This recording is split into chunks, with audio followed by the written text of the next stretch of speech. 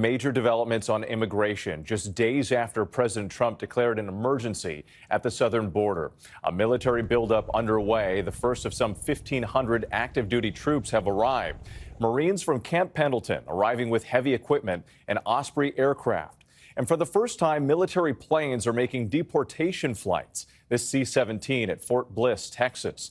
Migrants in restraint seen boarding a flight to Guatemala.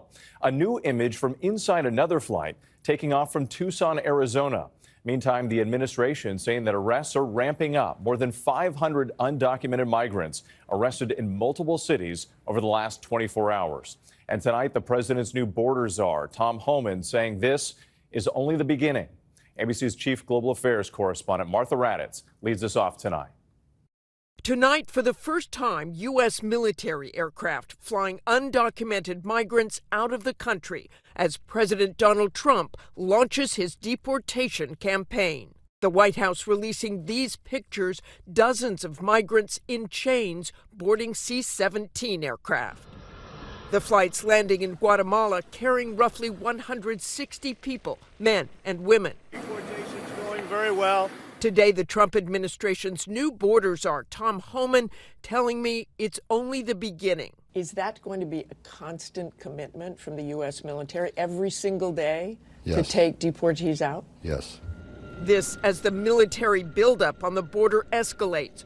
1,500 active duty personnel, Army and Marines deploying. Their mission to support enhanced detection and monitoring efforts and repair and replace physical barriers. ABC's Matt Rivers on the ground in San Diego. So right now these Marines are offloading concertina wire. They're going to bring it right down to the border to reinforce it. It's clearly meant to be a deterrent against future migration. And these kinds of supply flights, we might see a lot more of them over the coming months. Far from the border, ICE raids and arrests in cities across the country in the days since the president was sworn in, some of them likely long planned, but a clear sign of what's to come. Boston, New York, and Newark, New Jersey. Newark's mayor saying agents raided a small business without a warrant, detaining American citizens in the process. People were fingerprinted. Pictures of their IDs and face were taken there. When I got this information, I was appalled. The Trump administration releasing numbers showing 538 arrests over the past 24 hours. The White House saying they're initially targeting undocumented immigrants who have committed violent crimes. But Homan acknowledges not everyone swept up in the raids fits that profile.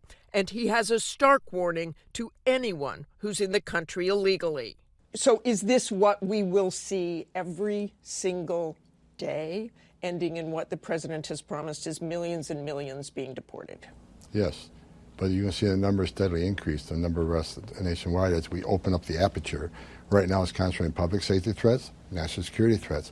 That's a smaller population. So after you do that, then you go after everybody who is there illegally. If you're in the country illegally, you're on the table because it's not okay to, violate laws of this country. So if you're in the country illegally, you got a problem. And that's why I'm hoping those who are in the country illegally who have not been ordered removed by the federal judge should leave.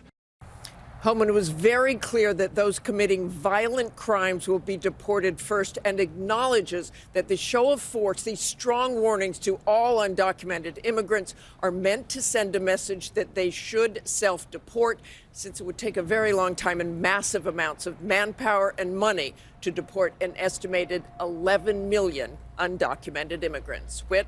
Martha Raddatz, thank you.